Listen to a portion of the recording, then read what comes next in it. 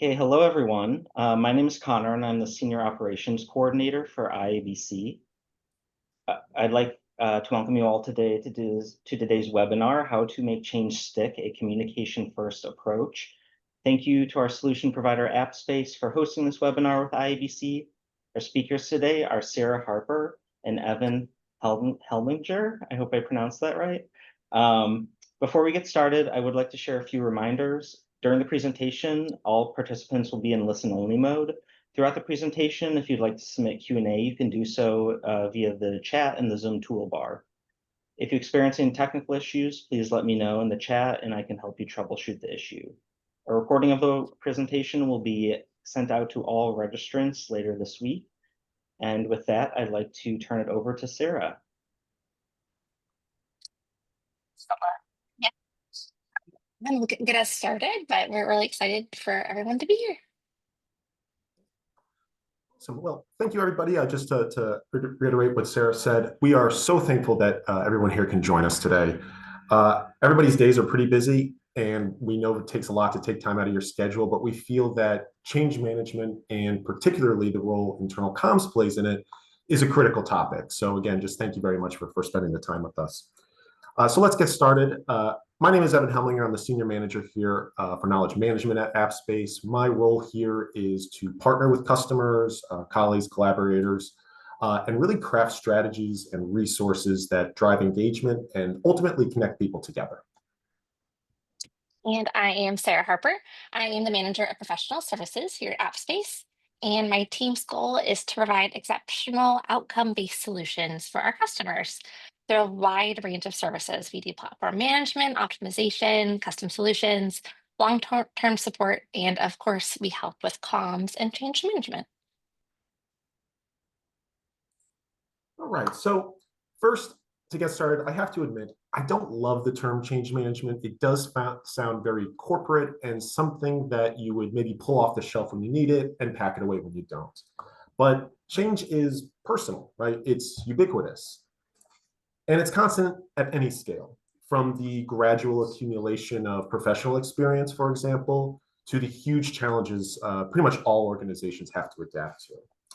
And because it's constant at any scale, every message we send drives change. A message can inform, inspire, bolster culture. It can influence behavior, of course, intentionally or not. And the unintentional is insidious, right? The flat, forgettable message only reinforces an employee's habit of ignoring internal comms, right? So to that point, it is a core function of internal comms to drive that change. So what happens when change fails? It often is a communication issue. What is a specific issue? It's usually the lack of thoughtful strategy. And how to develop a thoughtful strategy is exactly why we're here today and what we're here to help you with. And so this isn't just us sort of waxing poetic. These are numbers from our Workplace Experience Trends report, and frankly, they're a bit sobering, right? We have 80% of employees really value consistent communication, which is fantastic. But about 69% say they're not getting it. And often it's the lack of a strategy that creates that inconsistency, because without that, you're not sure if you're really connected, right? And that has real effects on someone's experience. 85% of employees say their organization could do better for their experience. And about a quarter feel like their company really isn't prioritizing that. It's not just top-down comms either. Peer-to-peer, the vast majority of employees are struggling to connect to each other. So it's a real issue. And this is all business as usual, of course. So if you introduce change into this environment, you're creating a very, very difficult and complex problem. Now, I'm more of a language person than a numbers person. So I really like this quote right here, because I think it really sums up that without a strategy, assumptions can creep in. And again, I just want to reiterate that those numbers were for business as usual. And with change, you're introducing a potentially serious problem. So what does this mean for you? What does it mean for me? When there are many external factors that can spoil your comms effort, we know that we're just lucky folks kind of in the center of that. So it's not our fault necessarily when things go wrong, but it is our responsibility to make sure that comms supports the change that you want to see and it doesn't hinder it. So we have a responsibility to our colleagues. We want to make sure that we make the unfamiliar make sense. We want to make sure that we provide clear instruction on what to do and when to do it. We want to provide reassurance during times of understandable anxiety and to help create an environment where everyone can succeed. It's about looking out for people and helping people. What makes it more than just a professional responsibility, this really, at least for me, I know is really a personal one. So today we're going to focus on 3 elements of any change management strategy. First, being obsessively clear in your messaging, locking into that deeper feeling or emotion, and creating an environment that is conducive to change. It sounds obvious because it should. These are the things we crave during times of change. But there are ways to go about it and ways to leverage our own skill set and expertise to ensure that we're fulfilling that responsibility to our colleagues. So let's get the basics out of the way. You're in this room, so you know this, but I still want to put this in front of us because with everything we're going to discuss today, these will not change. Of course, always include a call to action, publish through the right medium, be brief and concise. I call this the holy trinity of internal comms. And this is sort of the foundation of what we're going to discuss, but we're going to be building on top of that as we go through the session. Because it's not enough. This holy trinity is not enough. Because during times of change, there are some threats, 2 in particular I want to touch on, that are disguised as advantages. And we need to wrestle with them in a more deliberate manner. One is the availability of choices, and the other is the big picture. So let's talk about the choices first. It's good to have choices, right? It feels good, and that's what we want. The feeling of having options, but does an abundance of options drive action? So I would ask folks, who here has Netflix at home, right? And who here spends every night searching way too long for something to watch rather than actually just watching it, right? Because so many of these choices, it can lead to decision paralysis, even when all the choices are good. Now, this paralysis may appear like resistance amongst your employee group. It can even appear like apathy, frankly. So what do? Right? We have to reduce the choices to as few as possible, 1 if we can. So here's an example of this in action. We were working with a customer who knew how to use AppSpace. They had been with us for a couple of years, but they wanted some advice on how to make sure their team members who were less familiar with the platform were getting the most out of it. So what they initially tried was they set up office hours, twice a week, every week for Q&A with one of their own power users. And attendance was dismal. So after speaking with them for a little bit, we eventually landed on the solution to scale back the office hours, hold 1 workshop, 2 different sessions for different time zones, but essentially 2 options to ask questions and learn. He knew that they had questions, his team members. So this was their only opportunity, option A or option B. And attendance was much, much better. Because when there was so much availability, there was no urgency to make that choice. So the same applies for other things. Here are 15 potential venues for the holiday party. Here are 6 new ways to log timesheets. Here are 5 different channels to ask questions about something. It's too much, and it does lead to that paralysis. And by reducing the choices, you're not taking away their free will, but instead you're providing the necessary direction. That leads us into talking about that big picture. We know that that big picture is critical. It's what your executives, your leaders, you as communicators, everyone overseeing this large change is constantly thinking about that big picture and it's driving the choices that you're making. For your average employee, that big picture, it might be interesting, but might not be particularly useful to them.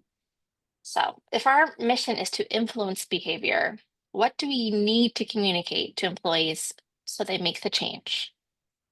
We need to script and desired immediate actions for them.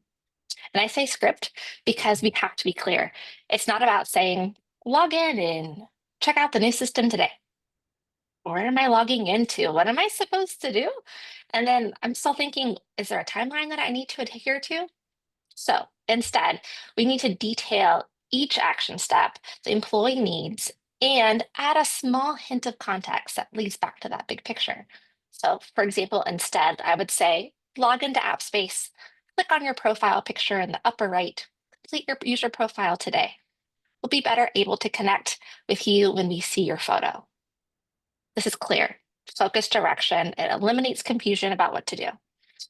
Employees need some idea of that larger objective, right? They need to know about that big picture, but they also really need the information on the next step. So in that case, we are keeping focused on the final outcome. We have that idea, but we're addressing the right now. And then after we're done, so we're not muddying the waters for our colleagues. Let's pivot a little bit into locking into that deeper feeling or emotion. So when we talk about feeling and emotion during times of change, we're really focusing on just two feelings, really. We're talking about anxiety about the unfamiliar, understandable anxiety, and pride in one's identity. Now, these are two drivers that can push someone forward or stop them dead in their tracks. So let's talk about anxiety first by reflecting on some of the key milestones in life. Starting a new job, buying a house, even having kids. It's the best things in life, right? And they are terrifying in the moment. We're hardwired to resist change, and rightly so. It's what kept Rocky the prehistoric cave hunter alive years and years ago. When he looked in a cave, he thought there might be a bear in there, so I'm anxious, I'm going to take a step back and go the low risk route.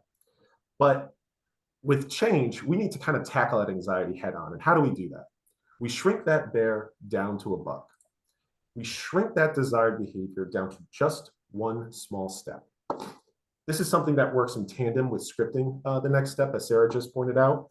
And if you script and shrink that step, you're creating an achievable path forward for your colleagues. And there are reasons why a small step can reduce anxiety, but also build confidence, which I think is what we really want to do ultimately. Because that one small step can build momentum. One win leads to another, leads to another. If you're like me and you loathe folding laundry, sometimes I tell myself just start with the towels, and I find myself continuing from there. So it works at home as well. It minimizes ambiguity because every message, every step, every idea you try to link together in one message only creates a greater opportunity for misunderstanding. So that clarity, that brevity really tries to eliminate that as much as possible. And it resonates broadly. And I think this one is particularly important and underappreciated because our workforces are very, very diverse. Everyone has different preferences for learning. Everyone has different digital literacy even. So when we shrink that step, we are speaking to the largest swath of the audience as possible, or connecting with the largest swath of the audience as possible. So here's an example from one of our customers, actually. We worked with a company that was deploying an intranet, and a huge swath of their workforce was frontline mobile first, right? So they weren't locked in at a computer, they weren't sitting at a desk throughout the day. And this organization could not push the app to their phones. They just weren't set up for that. They didn't have an MDM, things like that. So they started drafting these instructions, these one sheets that had detailed instructions on how to get the app, how to log in, how to do all the things that you need to do as a first-time user, right? And everything they wanted to know there on one page. And it felt concise on one page. But these folks, these frontline workers, they were on their feet all day. So they didn't have time to sit and review instructions. They were in a fast-paced environment with a lot of hustle, and that was just not possible to take that 5 minutes to review a one sheet. So we chatted with them and tried to workshop a way that was a little bit less disruptive and a little bit more efficient with the frontline workforce. And what we landed on was to make it automatic. Let's put a QR code on a postcard that downloads the app automatically. And let's put them everywhere. Let's put a stack in this department, and when you go to visit another part of the office, you bring a part of that stack with you and leave it there. Just distribute it everywhere you go as you move through the facility. And it worked. You know, when they went live, a huge portion of their users that logged on initially in that first couple of days were those frontline groups because they had an immediate next step in front of them. Scan the QR code, download the app, and you're ready to go. Thinking about that deeper feeling and emotion, we can move into identity. So we know that we want to feel proud of who we are and what we do. That's a universal kind of human desire. But we also perceive our efforts, work as a big part of that. So our identities, the ones that we adopt for ourselves, they shape our behavior. So how do we tap into that sense of identity during times of change and encourage change? We need to make sure that we're connecting an outcome to their identity. So there's kind of like two top friction points that employees are trying to navigate on a daily basis that we found. Number one, how can I achieve success here? And number two, how can I more easily connect with my peers? So keeping those two things in mind, even the most technical process-based change is still a human one. So when we communicate the change, we want to tie their contribution to those positive outcomes. So, for example, instead of saying, we're deploying a new record keeping system, instead, position that statement to be, we're deploying a new record keeping system so that we can accelerate the delivery of care to our patients. So telling what they do, but also what it does for my identity as an employee and how it adds to what I'm doing on a daily basis. Or another example would be instead of stopping at, we're onboarding the UX designers from our recent acquisition. Let's position it instead as, we're building and expanding our innovative team so that we can best create dynamic customer experiences. And if these statements can link back to larger vision and mission statements from your organization, that's even better. So now let's talk about the third element here, the conducive environment for change. So before we kind of dive into the slide itself, I want to tell a little personal story that demonstrates that we've all seen this in action, I think. So my son is 3, and we're trying to build the habit of eating nutritious whole foods, right? Still tasty, but better for him, like yogurt, apples, stuff like that. Now we're going through this phase, one of so many, where all he wanted to eat were cupcakes and reheated pizza and French fries and all that stuff. That's fine in moderation, but for a few weeks, it was like no other food existed. And he had traditionally been a good eater. So my wife and I, we were trying to talking through how to solve this. You know, why is he, going towards this and not that when he used to like that? And at the same time, he's also going through a period of time where he's our shadow, right? He's following us everywhere. Where are we going? What are we doing? Even when we're making food. So when we open the fridge, he's standing behind us and he's looking in. And that is when we realized what we had missed. All those foods he obsessed over, those were the foods that were at his eye level in the fridge. And the foods we wanted him to eat were at our eye level. So he wasn't even seeing the larger scope of the available choices. He was just seeing the stuff that we were trying to dissuade him from indulging in. So when he was at daycare one day, we did a little bit of a fridge rearrangement. And now when he's behind us and he's looking at the food, he sees yogurt, he sees apples, he sees all that good stuff. And he's back to eating more of the foods that are frankly a little bit better for him, right? So my point here is that often it is far, far easier to change the environment than it is to change a behavior. And while every change environment is different, of course, the elements of successful ones are similar. For one, they are preparing and putting the new way of doing things right in front of users, right in front of employees. They're making it a new normal, right? So what do I mean by this? The new intranet is the homepage. The new team should meet every week. A new timesheet system should be the only one where timesheets are recognized. The new normal, the change that you want to move towards, we need to make that the default. And there are ways to do this, of course, like the intranet on the homepage. That is the responsibility, to really make it the new normal for the employees.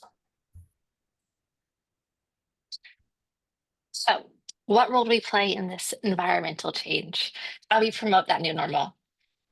We're going to make sure that resources to learn about the new normal should never be more than a click away. With little effort, employees should be able to learn and ask questions about the change as quickly as possible. So have you thought about this? Have you created a robust knowledge page for this change? Does it have one-pagers? Does it have videos? Does it have a quick, easy link to request assistance? When employees know how to get the help they need, you alleviate that little bit more of that anxiety around the change? Are there expectations around the new system that are clear as day, written out? Not only the do's, but also the don'ts. For example, if you're implementing a new desk reservation system with AppSpace, we would really encourage that employees understand the clear expectations that you want for them to use it and also the ways you don't want them to use the system. Also, don't forget to recognize proper use of this change, this new system. Recognize those teams who have taken the leap into adopting whatever it is that you're trying to push forward. And of course, don't duplicate resources. One source of truth is going to be key here. And then also you want to sunset the old options as soon as possible so you can alleviate and clear up any confusion of what employees should be doing. Make it so clear. So we know that crafting a thorough plan for change is the solution. Sometimes that can feel daunting, but it doesn't have to.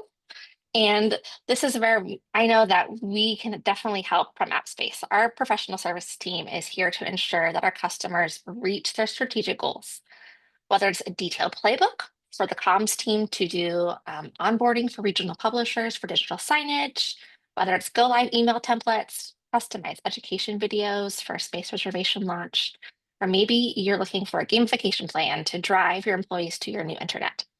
Our team can help you every step of the way. So I want to close out this with this quote that I like very much by Jim Rohn. Life doesn't get better by chance, it gets better by change. And the reason I'm so attracted to this quote is because it really does reframe change as something to embrace. Yes, it can be a challenge, certainly. And, we all feel a little bit of nervousness or maybe a little bit of our own anxiety around it. But ultimately, it's an opportunity. And as Sarah pointed out earlier, embracing it and communicating it is a responsibility we owe to our colleagues as internal communicators to help them navigate this time and to get them to the point where they're embracing it too. So just throwing a slide up here to kind of summarize what we've talked about, some of the takeaways and some of the points that we made today. The fact that communication is oftentimes an afterthought in change management, and that creates anxiety and resistance. I think we've all seen that before. I think that's a fairly obvious thing in the workforce, but it is still a challenge that is ours to solve.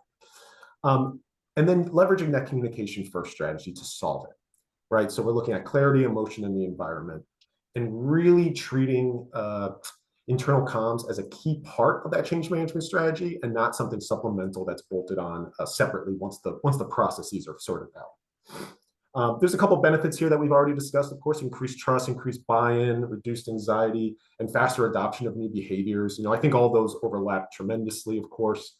I would almost say that the first two leads to the third, in fact. And the result that we want is change that stats, right? We do not want to go back to the old way. If the old way doesn't exist, then we're dealing with apathy and just non-adoption across the board. So the key takeaway, if you take away one thing from this time, the time you spent with us, is that your role should be to lead change as much as possible. Not just announce it, not just communicate it, not just collate questions in a side chat for someone else to answer, but to really be a key stakeholder throughout that entire process. So we, of course, do have some time. We would love to open it up to any questions that have bubbled up or anything at all that folks would like to share.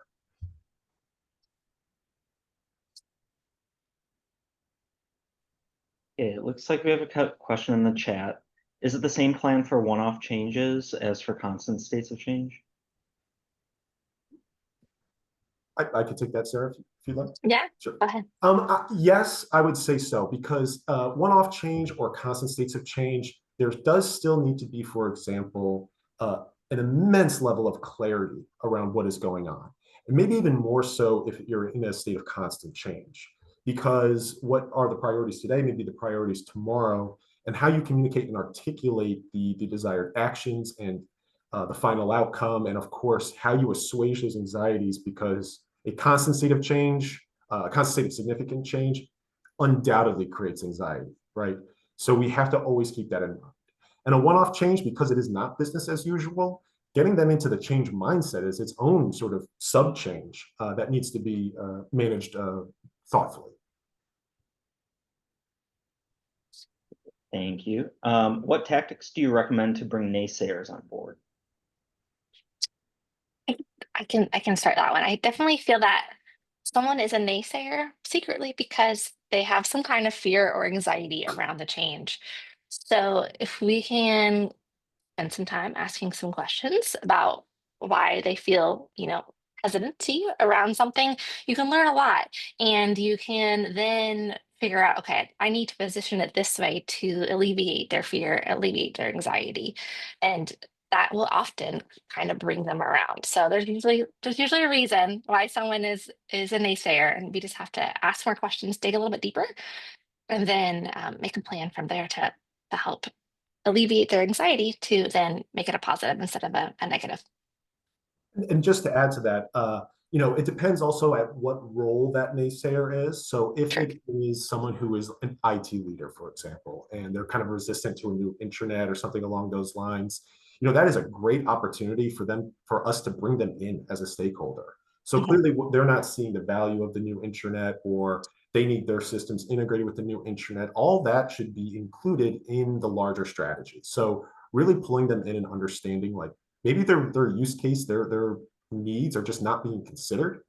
Now, on the other hand, if it's a team member, an individual contributor, that resistance might be also due to a lack of clarity. Maybe they're just like, I'm not really sure exactly what I should be doing, so I'm just going to kind of lock down and keep my head down and see where we land. But it's the same thing. Maybe again their needs aren't being considered, or that next step is not being articulated clearly enough.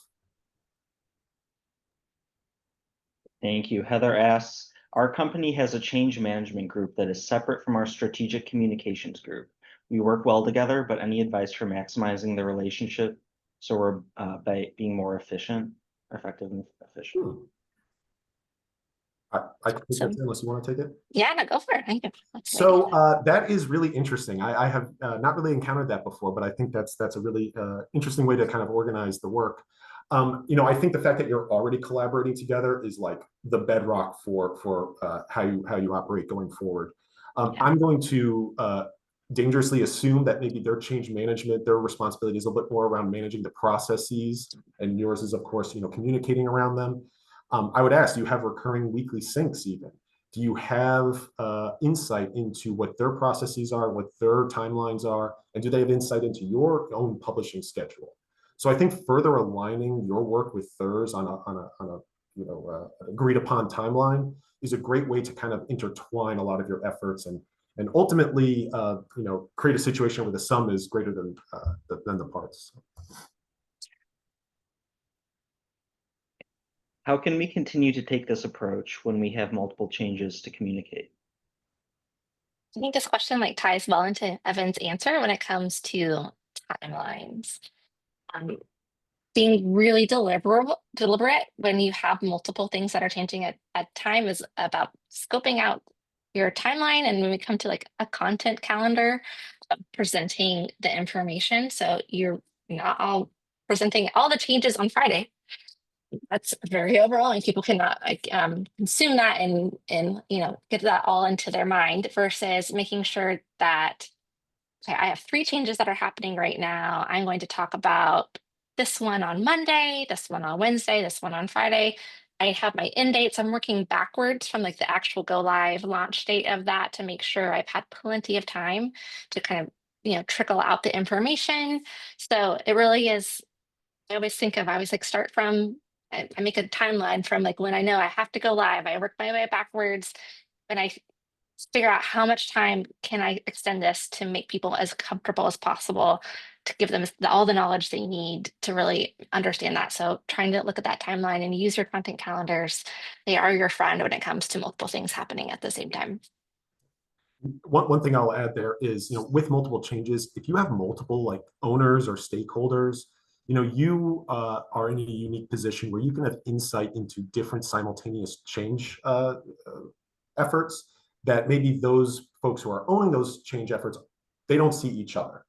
So that way you can almost collate a lot of the immediate action items for the employee or whomever, and really kind of position one change against another as well. So they kind of Mhm. understand what the priorities are, and they're very clear on like what they should be doing and what they shouldn't be doing right this second.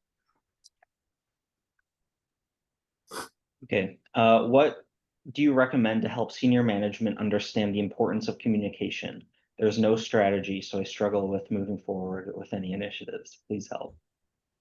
This, Sarah, you want me to take this? Or No, I just like I understand. It's hard.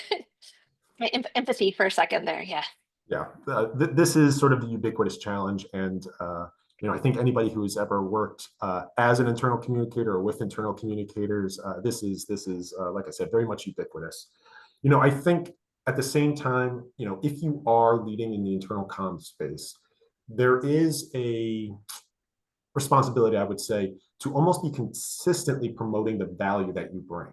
And that can be very, very difficult for internal comms because, typically these teams, our team, my team in particular, we're not revenue generating. So we have to really be crystal clear.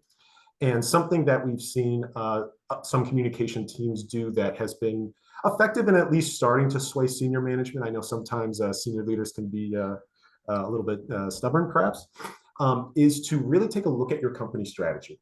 So what is the vision and the mission for the entire company? You take that 2025 strategy and you find the areas where you contribute and enable and empower directly. And you can use that to fuel your talking points when speaking with senior leadership because you're essentially demonstrating their strategy back to them in many ways. That is something that we have seen work before. Obviously, it depends on the organization and how your strategy is communicated across the board. But if you can find how you fit into the puzzle, then you can articulate and bring them aboard and have them buy in to maybe the internal comm strategy that you would propose. Thank you. Any advice on how to combat the comms fatigue that seems to come from audience? I have heard comments like it's just another comm from change management, so I deleted and ignored it. Yeah, I know that I've had really good success.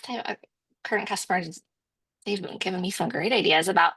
I have a really clever copywriter who's framing a lot of their comms change management comms, starting with the pain point first, and then we go into the solvable action that we are providing for you.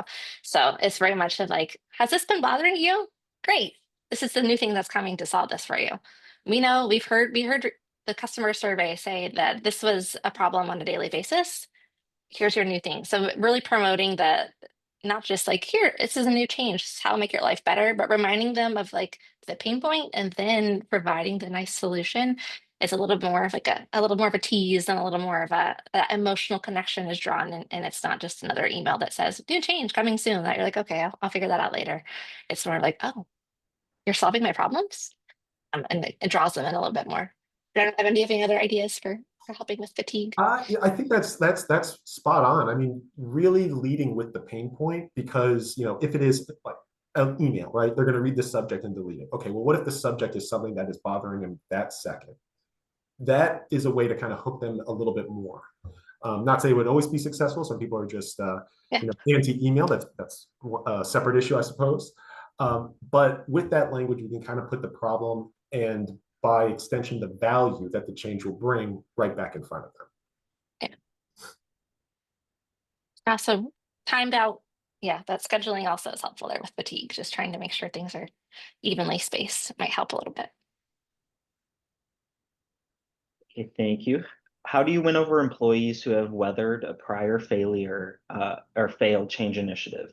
They could view the new change as here we go again. I can say that we have done this. Space has come in as the third solution for something.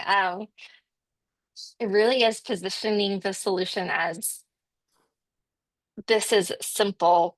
This is not going to make your life harder.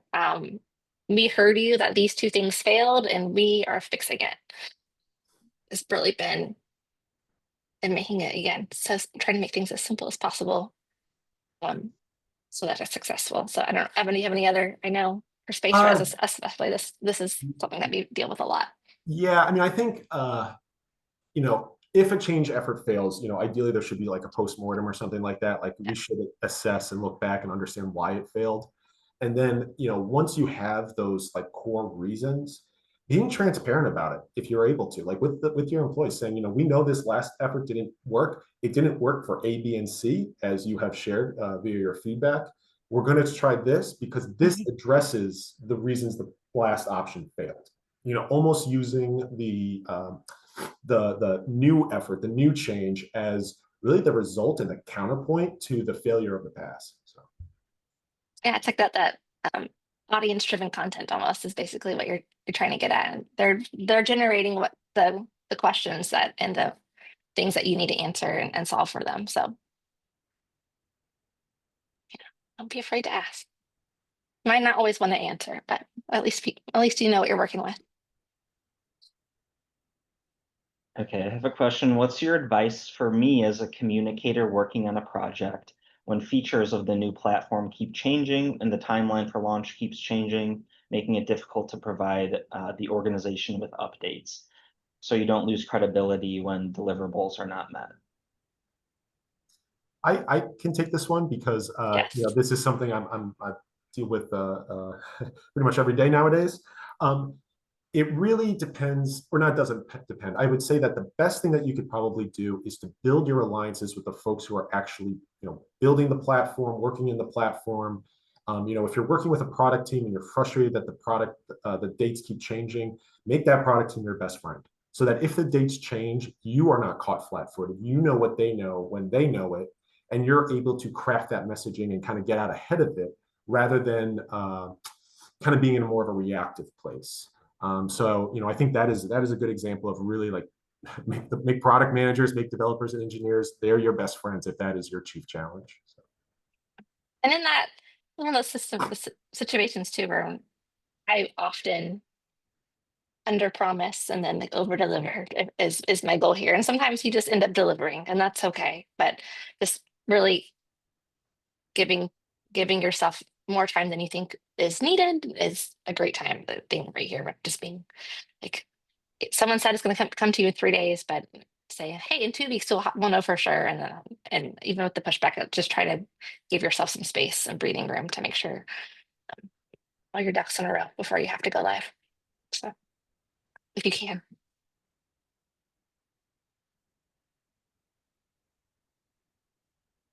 Okay.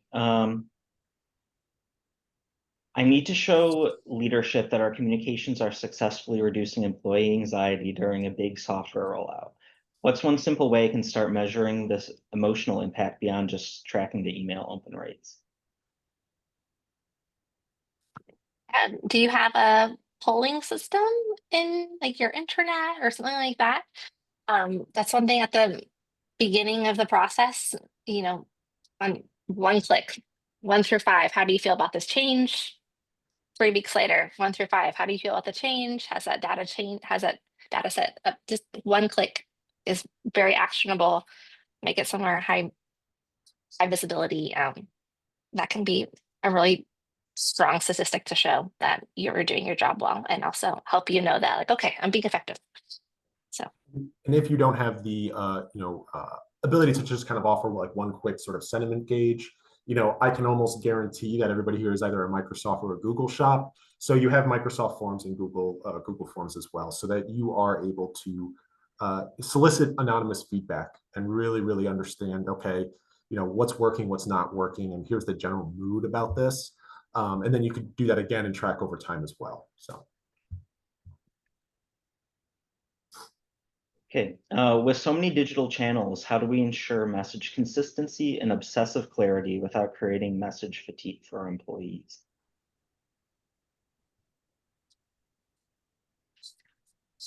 I know, Face, we love this question because that is our goals. We have one platform to get it all out, and with one click, kind of things. We have digital signage. Obviously, we have our internet solution and comms. We have email newsletter. So it's wherever your employee is, they're going to see it. Whatever is their most comfortable endpoint is, you click once and it goes to them. So that's our solution. And then really is looking for those things where you can simplify for the employee to meet them where they're at. Just knowing like this group of people, they need an email. This group of people, they're walking by a digital sign. This group of people, they're on their phone. And then making sure that the comms is going to that endpoint. There's no point in emailing a group of people that never look at their email. So it's kind of figuring out, which is hard. But I think having your options and making sure you use those well is one solution. Yeah, and just to kind of add to that a little bit, consistency and clarity do not drive message fatigue necessarily. The content, the publishing strategy, the publishing cadence outside of that is maybe what's creating that message fatigue. So, you can be obsessively clear without, publishing 6 different times in a row for reminders. If you do feel like you have to reiterate again and again, then perhaps your message is not as clear as you think it is. So, message fatigue can almost become its own separate issue to solve, but you can still be clear, you can still be consistent without, affecting without creating message fatigue, I should say.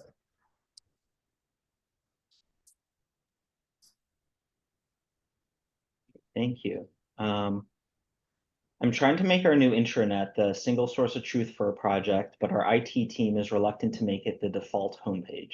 What arguments have you seen work to get buy-in from technical partners when you don't have any direct authority?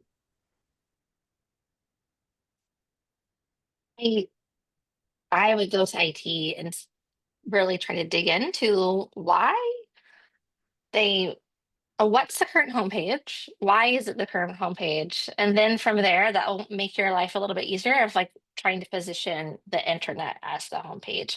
Also, like if IT thinks like the current homepage is working for them because it has like links to their things, are we bringing them into the internet to put them on the homepage? Like, that can happen. Like I know like we can put ServiceNow requests right on the homepage in the internet.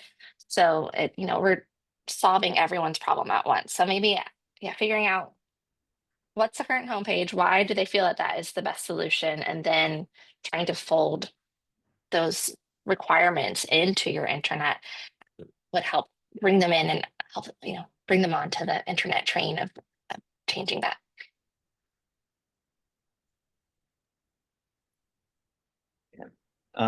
What do you recommend for change that has been announced but then delayed by many months by leadership?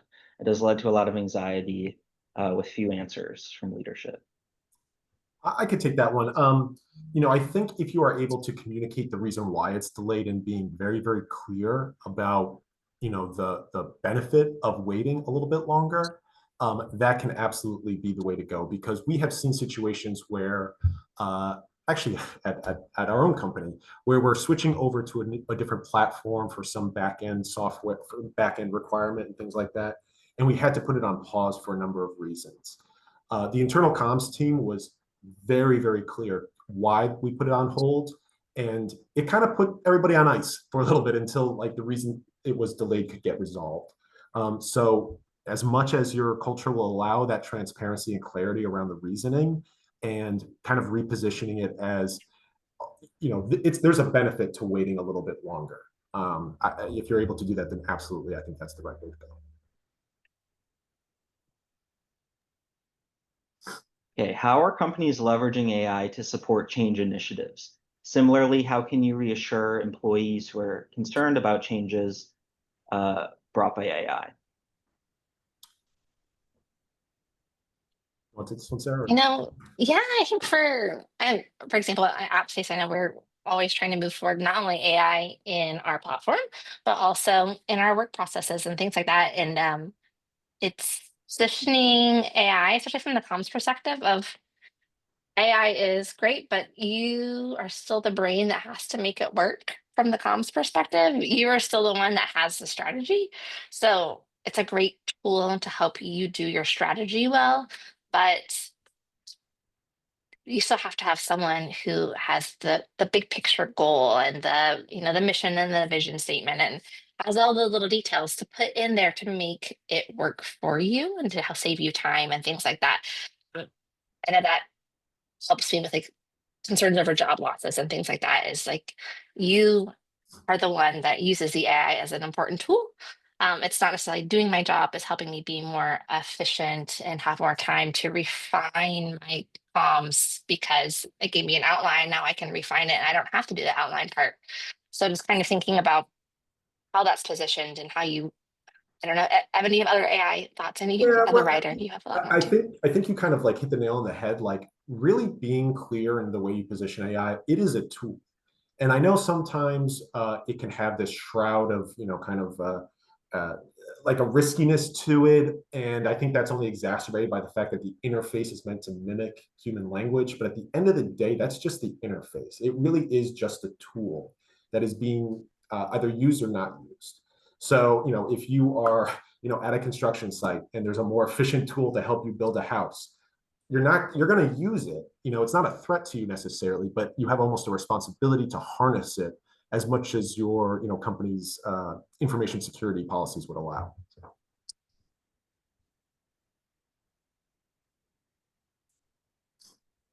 Okay, how do we balance the leader's desire to share the big picture with the employee's need for one clear and immediate action? Just by breaking things down into the little actionable steps with like the little hint of vision and mission. It's like a tangible way for employees to digest that. Yeah. Sometimes I even like if I go to like our town halls and we start with our mission and vision, I'm like, that's nice. But then when you actually get into like, oh, this is what I'm doing today, and this tiny little bit of what I'm doing reflects back to the vision statement, like one, oh, this is how I'm part of the bigger picture. That makes a lot more sense. So just breaking it down into when you're something needs to be changed, just highlighting one part of the vision. I don't ever try to encapsulate a whole entire mission vision statement in one action moment at a time. So what actually applies?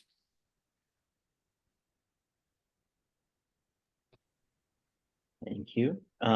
We're about to announce a departmental restructure and morale is already fragile. How can we apply your advice on linking the change to employee pride when the news feels like a loss? So if I understand correctly, you're about to announce the restructure. So undoubtedly, there's probably some sense of this coming.